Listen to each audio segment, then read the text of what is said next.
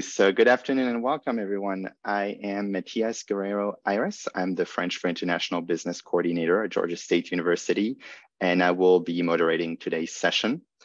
On behalf of the Atlanta Global Studies Center, the Center for Urban Language Teaching and Research, the Andrew Young School of Policy Studies, GSU's Bachelor of Interdisciplinary Studies program, and GSU Study Abroad programs, I'd like to welcome you to GSU's Fall 2022 Global Career Series and International Education Week event. This series features representatives from globally connected organizations to talk to students and recent graduates about rewarding opportunities to work in global spaces and with international populations in Atlanta, in the US, and abroad.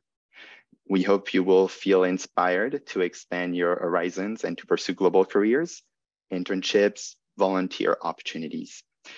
Before we begin, we want to get to know you a little better. So you should see a poll pop up on your screen.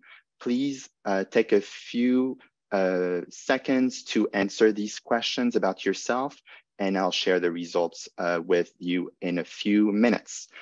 As you're completing the poll, I'd like to go over a few housekeeping items. First, this session is being recorded. We ask that you please keep your mics muted to reduce any noise during the presentation. And all Global Career Series videos can be found on YouTube by following the link in the chat. There will be about 30 minutes for Q&A after the panelists' presentations. Feel free to type your questions in the chat at any point during the presentation or after, and we will do our best to answer all questions.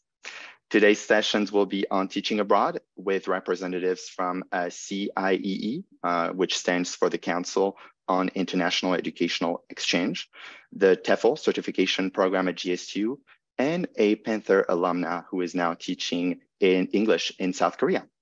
Before I introduce our panelists, let's take a quick look at the results of our poll. Let me see. Okay, so panelists, here's a little bit more information about our participants. I see that 100% of our participants are undergraduate students. College of Arts and Sciences, 67%, Andrew Young School of Policy Studies, 33%. Hopefully that tells you a little bit more about the participants in the audience. The majors that were picked, social sciences, political science, linguistics, economics, information technology, and computer science. So the top two, it looks like. Why am I attending this session?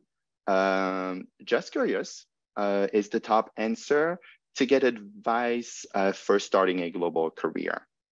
Wonderful, thank you for taking the time to answer these few questions. Hopefully, panelists, that gives you a little bit more information to hopefully tailor your presentation and also your responses.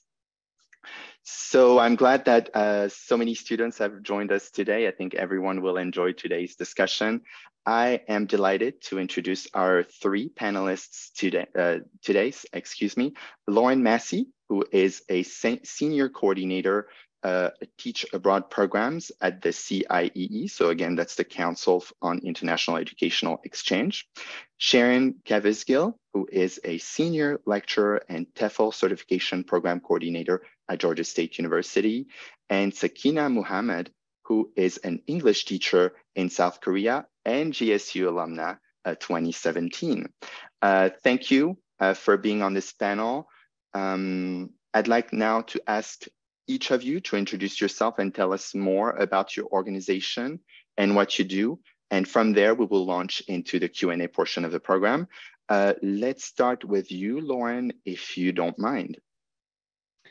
Hi, everyone. I'm Lauren, and I work at CIEE with our Teach Abroad programs. And I'm going to just share my screen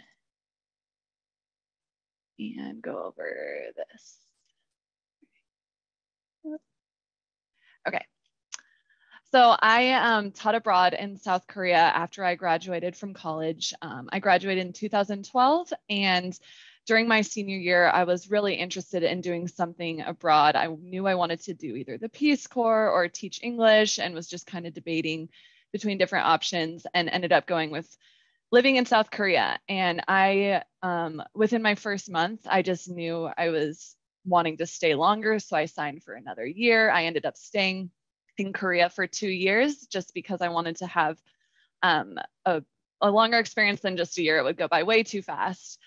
And so one story that I have from teaching abroad was it was my first week in Korea, and I was sitting down at a restaurant, and someone comes up to me and he's like, "Hey, are you Lauren?" And I'm like, "Yes, why do you know my name? And you're another foreign teacher here." And it ended up that he was someone who had mentored me the prior year about why I should go and teach abroad. So then we became friends, played on the same ultimate frisbee team, and just kind of were able to connect that way. So you'll learn that the world is a lot smaller when you go and do something abroad. Like I said, I work for CIEE, Council on International Education Exchange. This is our 75th anniversary. CIEE started after World War II to bring the world together. And we have programs for study abroad, high school abroad, work exchanges, gap year, and then also teach abroad, and programs in Spain, Thailand, and South Korea. So just about some of our programs for teaching abroad, we have a very, very large program in Spain in the region of Madrid. It's a part-time position where you work, you have 16 teaching hours a week over the course of 4 days with 3-day weekends. We have an option to add in Spanish immersion to that if you're wanting to do Spanish lessons and live with the host family for a little bit. We also have a program in Spain as a volunteer. It's just a 3-month program, a little bit smaller, living in a more rural area, but you get to live with the host family and get your meals provided in exchange for volunteer hours. And we have a program in Thailand. There's an option to live in Thailand for 6 months or a year. Your rent is provided by, it's rent-free because your housing is provided by your employer. And that's all over the region, or all over the country of Thailand, and then South Korea as well, and private or public schools, rent-free housing as well, partial airfare reimbursement, and making a pretty good salary over in Korea, about $2,000 a month. With rent-free housing, it makes it very easy to live there. Okay, so like I said, if you look at our programs, some people want to go abroad for a year or more. Other people want to do a shorter stint just because they have other plans. So there's options to teach in Madrid for a part of the year or the full academic year. And also a lot of people do end up extending their contracts to do a second year in Madrid. The volunteer program is just 3 months. So that's a nice option if you don't want to go abroad too long. Also, you don't have to worry about a visa in that case, so that makes it easy. And then the Thailand option, there's option to go for 6 months or 1 year, and also the option to renew after a full year. And then in Korea, it is a full academic year with start dates in around January, February, and then also start dates around August. And all of these, like I said, you have an option to renew for longer than a year if you'd like. Some of the basic eligibility requirements are to be a native level English speaker, have a bachelor's degree in any field. There are citizenship requirements for the countries due to visa processes. And then a TEFL certificate, teaching English as a foreign language certificate, is required in some countries, not all countries, it depends. And then of course, we want people who have a positive attitude and are excited to go live in a new country, and openness to see other cultures. And then when we look at career paths, I actually pulled a report on what majors people for the past 5 years, what were people majoring in before they went and taught abroad. And I was very, you see the regular things that you would expect: international studies, languages, education, history, anthropology. But I was really surprised by how many people I saw with majors of business, finance, pre-med, psychology, nursing, and just things that, it's all over the place. You can have any sort of major and still be able to be a successful teacher abroad. And also having a gap year on your resume, if you're going and teaching abroad, can look good on your resume because you've done something different, you've learned about the world. And then that QR code there is, I did a very, very formal poll on Instagram to see what people were doing after they went and taught abroad. And it's just all over the place. Lots of travel. Some of our upcoming deadlines. January 1st is coming up soon for teaching in Thailand in the spring. And I know I'm probably speaking to all undergrad students. So if you are a graduating senior this year, you can still possibly go in June. I know that's pretty soon right after graduation. There is that possibility though that graduating seniors can head to Thailand in the late spring, early summer. And then also South Korea for fall 2023 is coming up on January 1st. And then our big program, Teach in Spain, the deadline is March 1st, but we're going to start accepting applications next month. And you can still apply even if you're a senior in college. We just ask that you get a letter from your registrar's office or an academic advisor with your proof that you will be graduating. And then this is the last slide. You can email us at teach@ciee.org. Our website is ciee.org/teach. And then all those QR codes, if you want to schedule a call with us, you can follow us on TikTok, our blogs. We have really good bloggers who are currently there. And also I can put in the chat an invite. We're going to have a Teach in Spain webinar on December 15th. So if you're interested in learning specifically about Spain, we'll have 4 current panelists on that talking about their life in Madrid. And that's CIEE for you. Thank you, Lauren. That's wonderful. So thank you for telling us about the different programs that you offer, and thanks for sharing the pictures of you and your students. I loved it. So you mentioned that some countries require a TEFL certificate. So hopefully Sharon can tell us a little bit more about this. Sharon, would you mind to go next?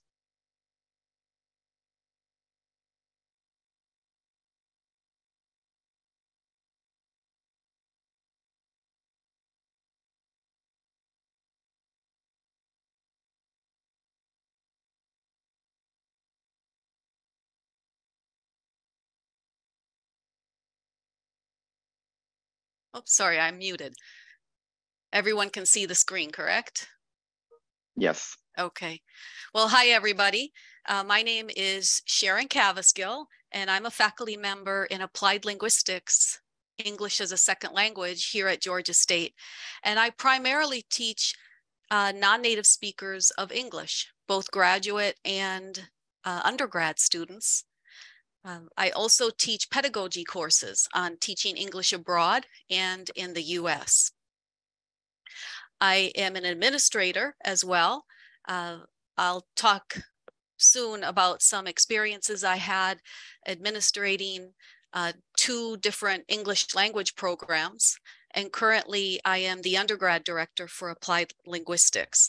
And just to give you a little bit of information about my overseas experience, my first experience in another country was a semester abroad. I taught high school in Wareham, England. And since then, I've been able to offer various international exchange courses, seminars, and presentations on academic communication and pedagogy around the world in North America, South America, Asia, Europe, and the Middle East. And I served in 2 countries as an English language specialist through the US Department of State in Chile and Mexico. So I'm happy to be able to talk with you a little bit to share my experiences, but also talk with you about the TEFL certificate program. Oops. Sorry.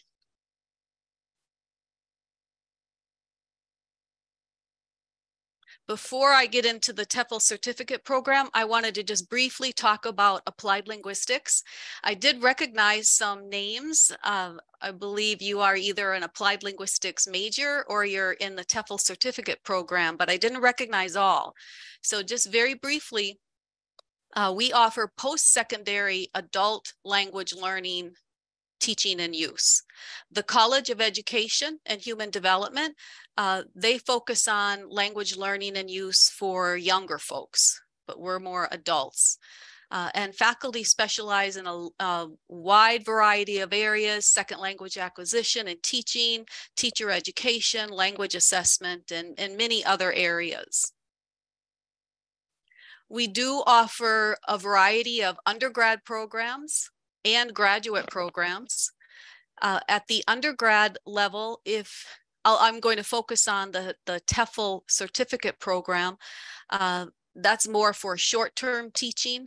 And Lauren talked a little bit about that, anywhere from maybe 6 months to a year or 2 years. If you're interested in more of a career, I'll say, in teaching English in other countries, then you might want to explore a graduate program.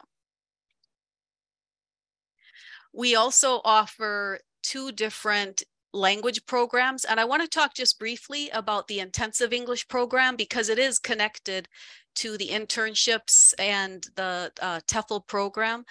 The intensive English program is a wonderful language program that is housed at Georgia State, and students from around the world come to improve their English skills.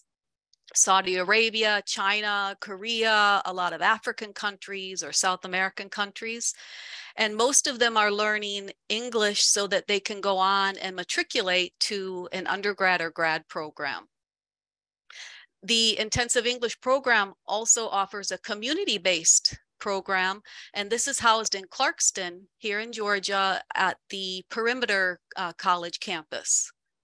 And so students in our applied linguistics programs, if they are taking the internship course, they have the opportunity to receive some teacher training, various experiences interacting with students in the intensive English program. So I know most of you may be here because you want to hear a little bit more about the TEFL certificate program. I'm going to focus on the undergrad level. The program is designed to prepare you to teach abroad, and it is short term. As I said, usually 1 year, but could be a little bit shorter or longer.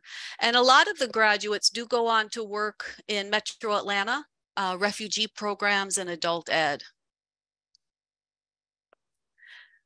The good news is it's open to any GSU student in any undergrad major. And similar to what Lauren presented, you'll see this semester, we have 58 TEFL certificate students, and look at their majors: world language, speech communication, sociology, computer science, just a vast array of different disciplines. So it is open to anyone who is interested in a global experience.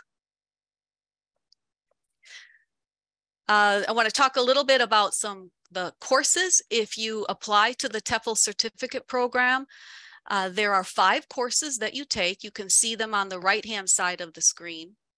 And most students can finish their coursework in 1 academic year. If you are an applied linguistics major and you carefully plan out your schedule, you can take these 5 classes while you're earning your undergrad. So it's not adding another year per se. And through these courses, you're going to be exposed to language and culture. You'll learn about lesson planning and classroom management, and you'll have teaching experience in both the methodology course and the practicum course. It's just a great way to see if you would like language teaching, if you're not sure about that. I'm going to skip this one and move on. If you're not sure, students who might be interested in the TEFL certificate program, they usually want adventure. So they want to have the experience of living in another culture. We hear a lot about global competence. So if you are interested in further developing your skills, you want to be able to communicate with people from other cultures. You want to push yourself to live outside your comfort zone. This would give you that experience. You're going to learn about yourself, because as you learn about other cultures, you start questioning your own culture.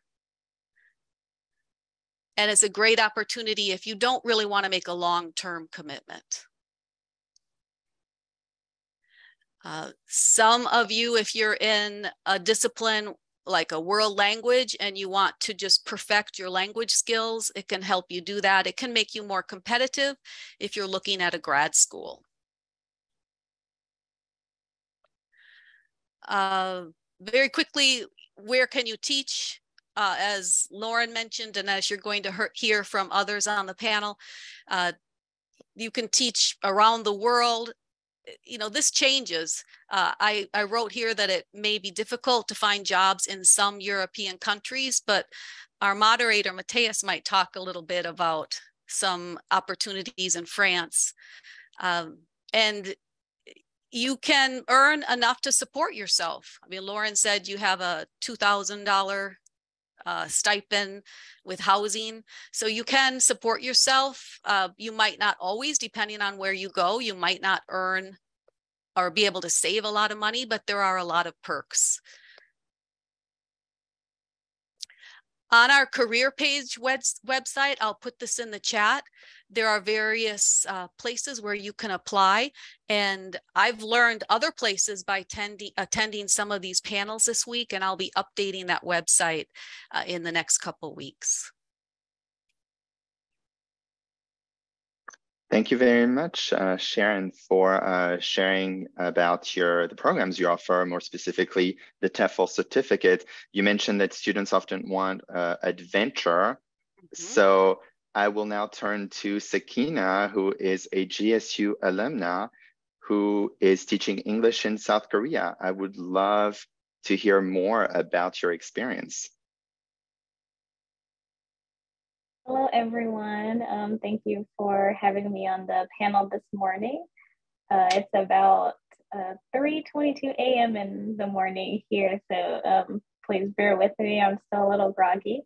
But yes, my name is Sakinah Muhammad, and I graduated from Georgia State in 2017 from the College of Education and Human Development. I have a Bachelor's of Interdisciplinary Studies in Human Learning and Development. So after undergrad, I actually worked in law for a few years. I was a legal assistant at some personal injury firms in Atlanta.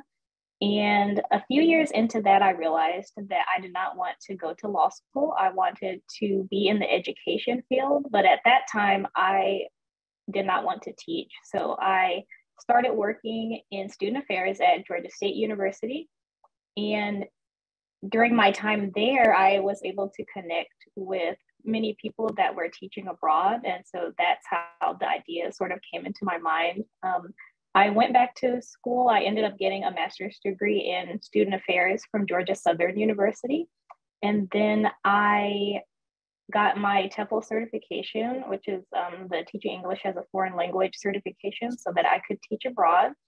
During my master's program, I had a practicum with the Study Abroad office at Georgia State University.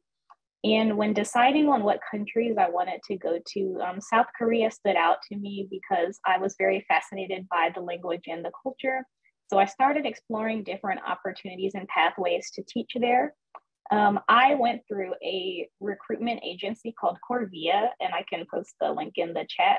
And they set me up with different interviews for programs like the EPIC program, which is one of the most popular programs to teach in Korea. That is to teach in a government-sponsored public school. And then the other pathway is to teach at a Hagwon, which is a private English learning academy that parents pay tuition to send their students to. So I teach at a Hagwon. I teach at a kindergarten Hagwon. I teach Korean ages 4 to 7 and elementary school. The age system in Korea is different. So Korean age 4 to 7 is about 3 to 6 international age. So I teach very small children, and I teach a few elementary students as well. It's definitely been a whirlwind of an experience. This is my first time living abroad. I have traveled, but this was a very big leap that I took. And this is my first time really living away from home. So it's definitely been a great learning experience. I live in Busan, which is a city in the southeastern part of South Korea. Most people are familiar with Seoul, which is the capital and one of the more popular cities, but I do love Busan. Busan is the perfect mix of city, greenery, water, and mountains. It's a coastal city, so we have lots of nice beaches, and the weather tends to be a bit warmer than some of the northern cities. My teaching experience has definitely been very interesting. Since I do have a background in education, I definitely like using a lot of the methods that I learned during undergrad and being creative with the students.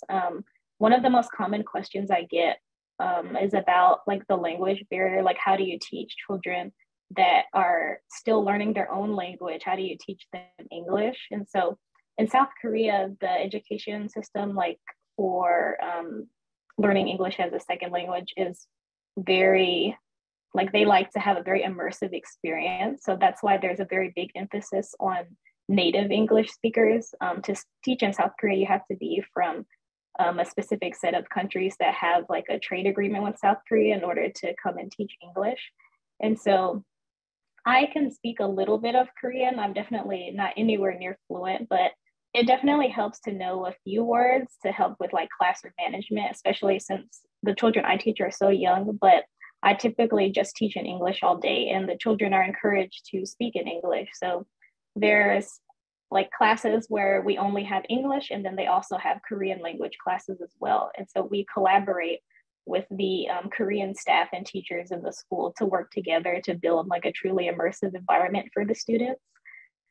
Outside of school, I enjoy hanging out with friends, and I've been lucky to have traveled around South Korea a lot. I've been to a few different cities, and every weekend I try to get out. The public transit is very accessible, so it's really easy to travel around the country. You can just hop on the train or take a bus or take a taxi. In the United States, honestly, I wasn't the biggest fan of driving. So that was one of the draws of living abroad, was that I wouldn't have to own or operate a motor vehicle anymore. I do have an international driver's license just in case if I ever wanted to drive, but they say in Busan, like the drivers are kind of the worst in the country. So I definitely don't want to tackle those streets at all.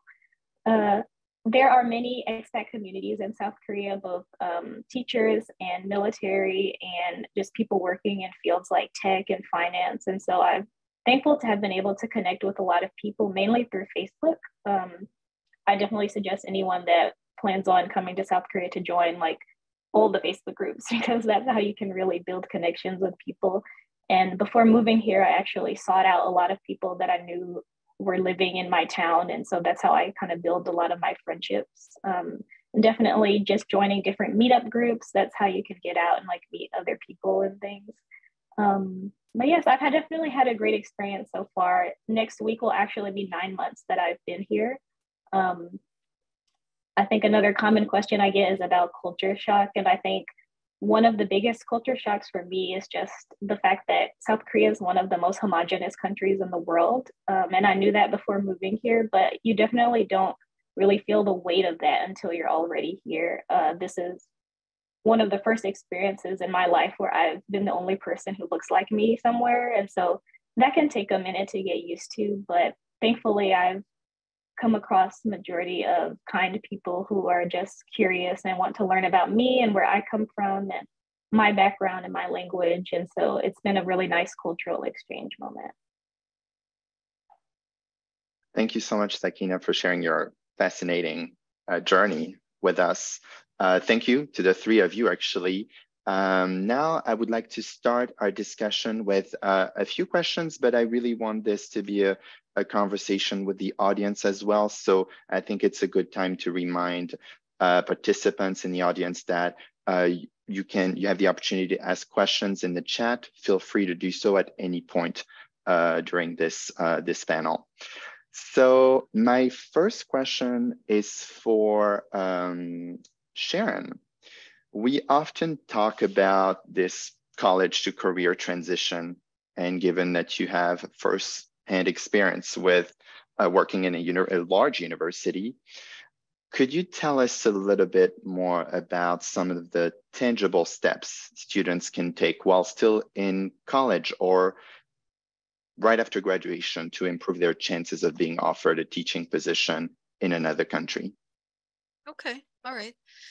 I think there are a variety of things that students can do, whether or not they can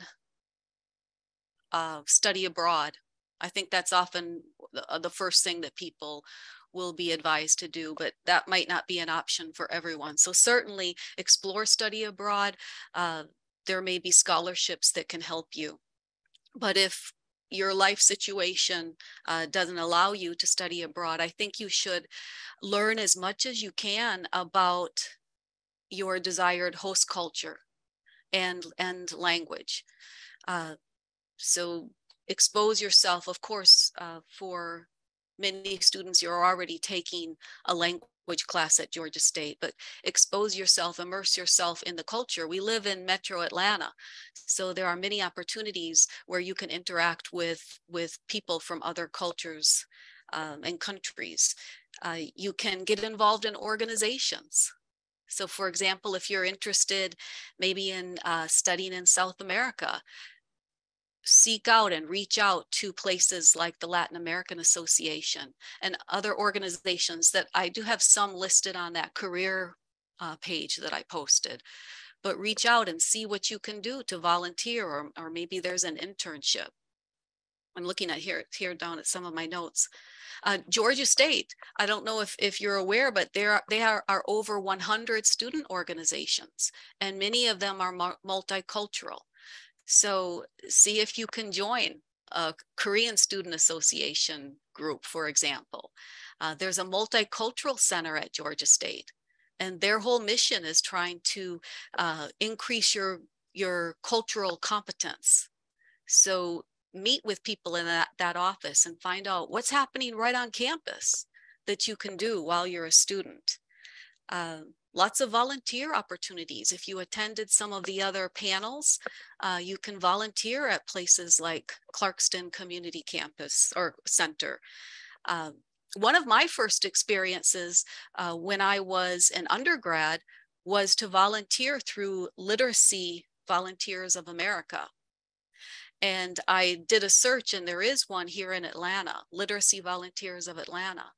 I was interested in working with non-native speakers of English, but my background was not in that. I was a business major. And so I started to volunteer with them, and I had some wonderful experiences working with families and individuals, and that kind of led me down a path. If you aren't sure, talk to your professors. See if they can give you some suggestions. Many, many opportunities are available. Thank you, Sharon. And I see that some questions are starting to appear in the chat. That's exciting. So I'll move on to these questions very quickly. I just have a follow-up question, and I will turn to Lauren. Sharon, you mentioned that studying abroad may not be an option for everyone. It can be expensive. So Lauren, you have experience teaching abroad, and do you think you could tell us a little bit more about how students can plan their budget in advance to make it easier for them to afford this experience, maybe? Yeah, so, sorry. When I knew during my senior college, when I knew that I wanted to teach abroad, I also knew I was taking out a hefty amount of student loans. And so I needed to plan accordingly. And that's when I started looking at the countries and the salaries and what would be reasonable within, where I can still pay off my student loans and not feel trapped like I'm just throwing money to go abroad without making money. So anyways, that's why I chose South Korea, because I knew I'd have free rent and still be able to make about $2,000 a month. And then I was like, from that 2,000, I'm putting 1,000 away for saving and loans. And that way I was, over the course of 2 years in South Korea, I was able to pay off 10 grand in student loans while still traveling and not feeling like I was missing out on any of the experience. So I think look at your, if you do have student loans or are worried about the finances, definitely do your research. Look at the costs of living in the different countries. Also, if you're interested in CIEE programs, we have budget sheets just so you can plan accordingly on what are expected expenses going into teaching abroad and just moving across the world. Big advocate for not driving as well. I sold my car before I went so I could have some savings before I got there, but just kind of planning in advance so that you're not blindsided and think that you're going to run out of money when you start that experience.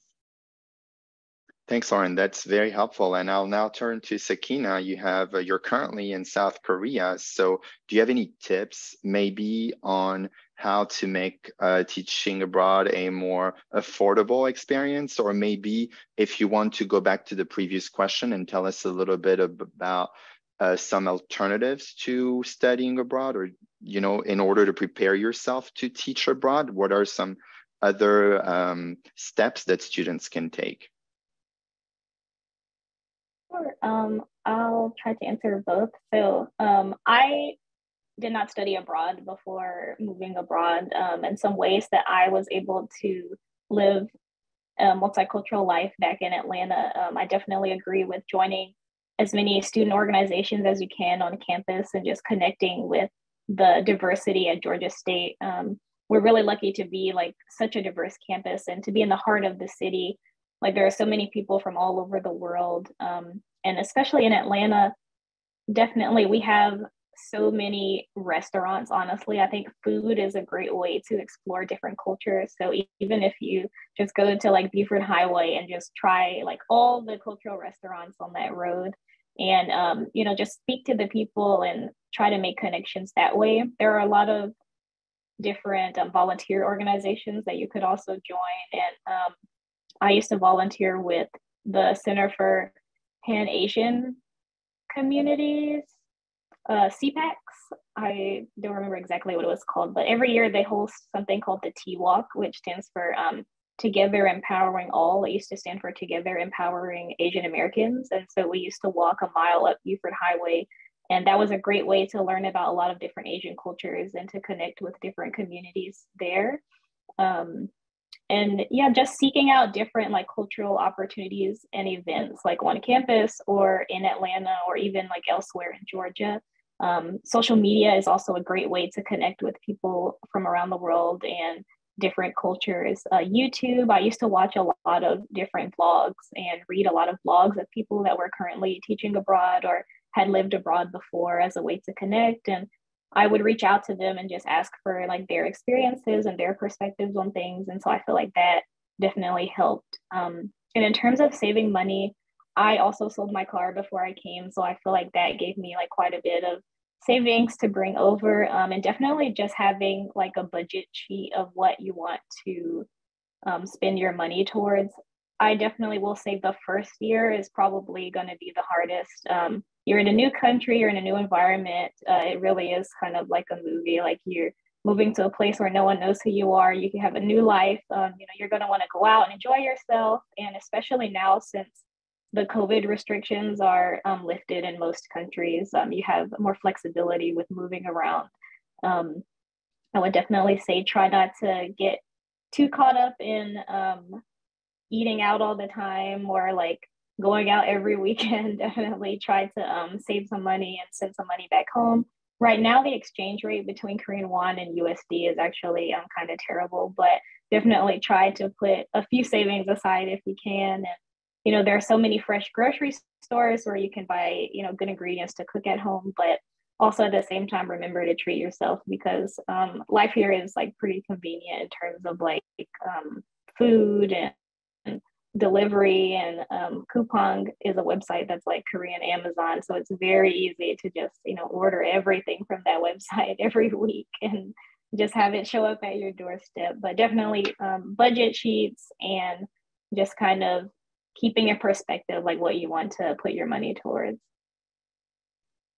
Thank you, Sakinah. So you're right, there's many opportunities here in Atlanta for students to expand their horizons. I'm myself very involved with the French-speaking communities here in Atlanta, and there are many opportunities. And I think my takeaway for planning your budget is to sell your car, it sounds like. So I will now move to a question that was asked in the chat, and I encourage you to ask more questions if you're curious about something. So thank you all for the very informative presentations. Regarding the courses hosted by GSU for the TESOL certification, how intensive would you say they are? So I guess that's a question for Sharon. Yes, I did see that question. So thank you, Mathias, for bringing it up. you know, there are 5 courses, there are 3 credit hours. So that would be 15 credit hours, and students can spread them out throughout their degree at Georgia State. But we have set up a path where if you're interested, you can complete them all within 1 year. In fact, there's a schedule that's posted on our department homepage that can kind of show you how you would do that, or you could reach out to me and I could help you figure things out. How intensive are they? I mean, like most classes, they do take effort and work, but if you are interested in learning about other cultures, if you're interested in learning how to create lesson plans, design activities, try out different methodology, a lot of the practicum courses, we focus on reflection. So if you're willing to put yourself out there, try some teaching opportunities, and then receive feedback from others, and then reflect, how could I improve upon that? I think that you would find the courses to be manageable. If you're really hesitant, you could reach out to me and I could put you in touch with other people who are in the process of going through the courses or who have already completed them, and you could just, you know, get firsthand experience. I hope that answers the question. Thank you, Sharon. Feel free to ask more questions in the chat. My next question is for Lauren. What kind of training or resources do you provide for people who are going to teach abroad? Yeah, with the CIEE programs, we do a lot of pre-departure services to make sure that by the time you are, you know, on the plane and going to your destination, that you're feeling very prepared. We have a pre-departure course where it goes over things like budgeting and public transportation in that country. So you can order your transportation card in advance. It has information on how housing works, how to make friends, how to be involved, how to, you know, what does the classroom look like, how to set up your bank. All of the things that you'll need to do when you get to your country, we prepare well in advance so that you kind of know what to expect when you move abroad. We also do offer a lot of visa support as well. So each country has their own visa processes. We make sure that you're on track to get your visa on time. And we do like webinars throughout the year. So we'll do an informational one about teaching in Spain and what to expect if you're wanting to go to Spain next year. We'll do ones about how does the teaching position look? What does the visa look like? And then we also do have staff in all of our countries as well. So I'm based in the US. I live in Portland, Maine, if I haven't said already. So we do have US staff, but then we have staff in each country where we send people so that you'll go to an orientation when you arrive.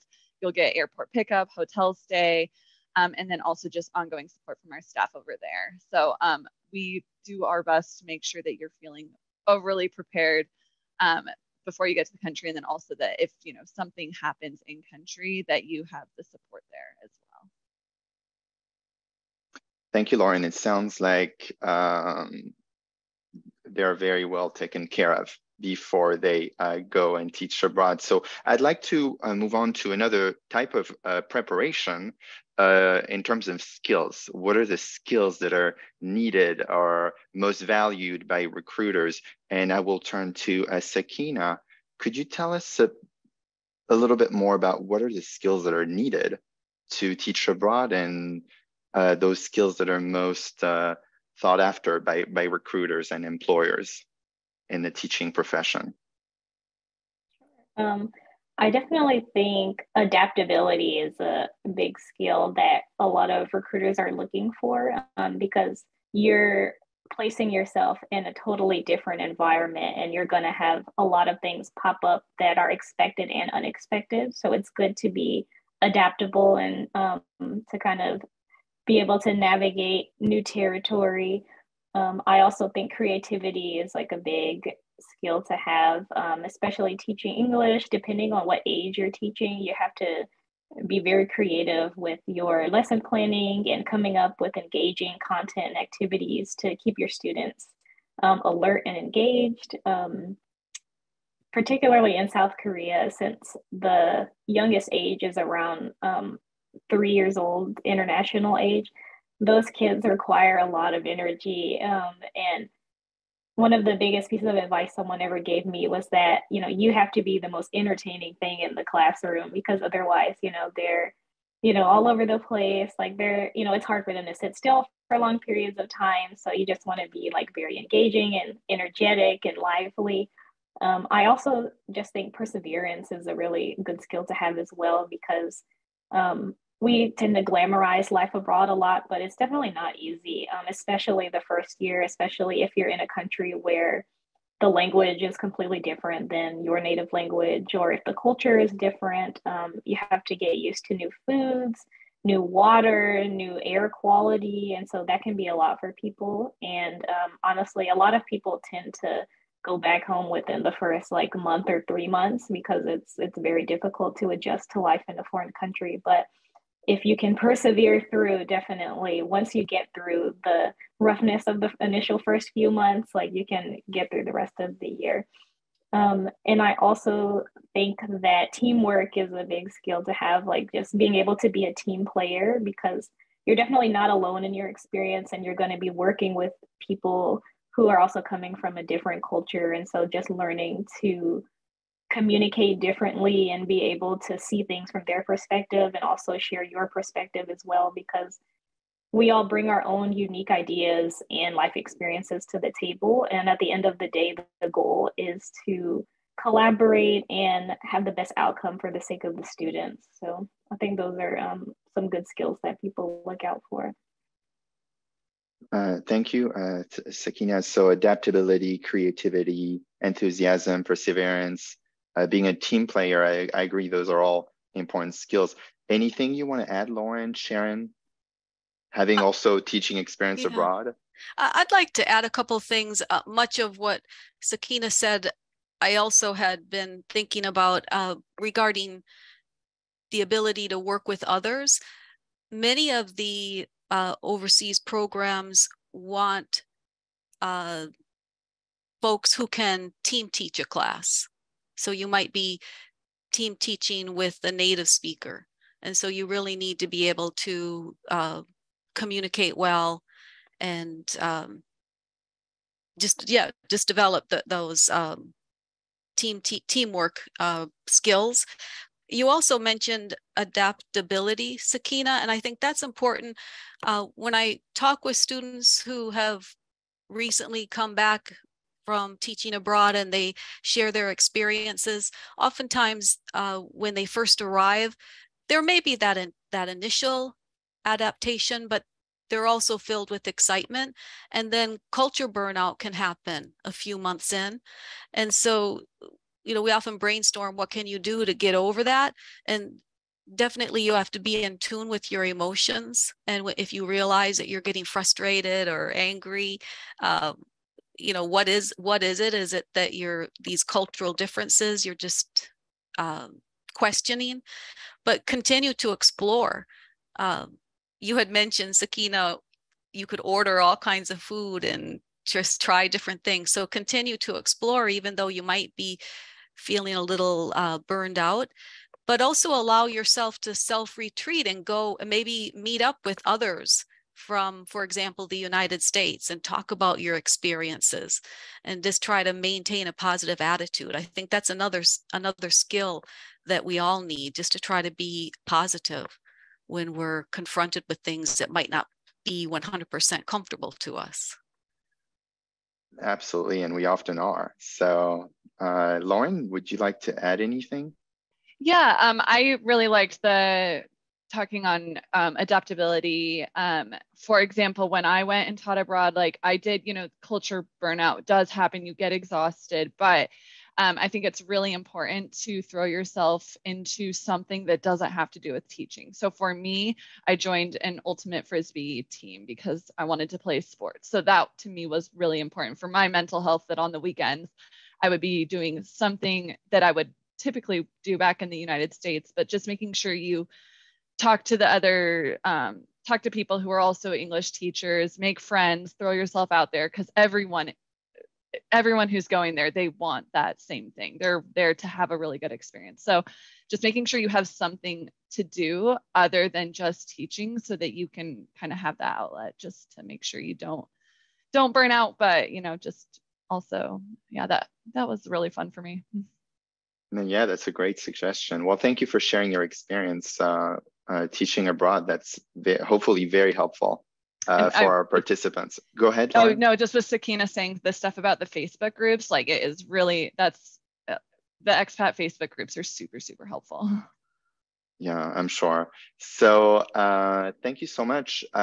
Looking at the time, I wish I could stay here all day and ask you a million questions, but I think we have time for one more question. So if I can maybe ask you one more question to summarize maybe in 1 minute or less, why you think students should consider teaching abroad. So let's start with Sharon. All right. Definitely, I think people who want to teach abroad, as a whole, we want to learn from others. We want to help others. There's that service component. And I think that's extremely important. But another big thing is that when we go abroad, we learn so much about ourselves. Speaking from a personal experience, many times when I've been set to go to a different country, I'm terrified. Even though I feel that I'm qualified and capable, I'm terrified about all the possibilities. But each time I've pushed through that fear, I just can't explain the feeling I get, the excitement I get that I pushed myself and I did something that maybe I was not 100% confident about. And then that builds, that level of confidence builds. So definitely, yes, to help others, but we learn so much about ourselves. Right. Absolutely. Thank you, Sharon. And I believe there's a question in the chat for Lauren. Maybe I'll ask this question. I think I'll ask it now. So I think there's a question, Lauren, about the Spain panel on December 15th. How do we get information on that meeting, and can people who are graduate from another schools attend this meeting? Yeah, is it okay if I can put the registration link in the chat and then they can sign up?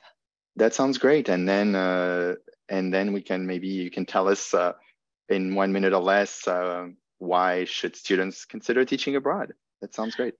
I loved Sharon's answer. So I think really it is like, you get the experience to not just do a quick trip abroad. It's really you're living in another country and you're adapting to life abroad. It's like, hey, how do I take the bus across town? How do I book a ticket somewhere when I don't speak the native language there? It's really just learning how to be a more adaptable, flexible person. Like we've said, you really, really learn about yourself. And then also, like I said, I did this 10 years ago, and then I moved to Thailand later, and I still regularly have meetups with my friends that I made abroad. So it's like, it's just really opening up the world. It's a lot smaller place and just helps you also appreciate to, because at first I was like, oh, I want to leave the US, but then you get to like appreciate your home country too, and you see how different systems work overseas. So it just kind of gives you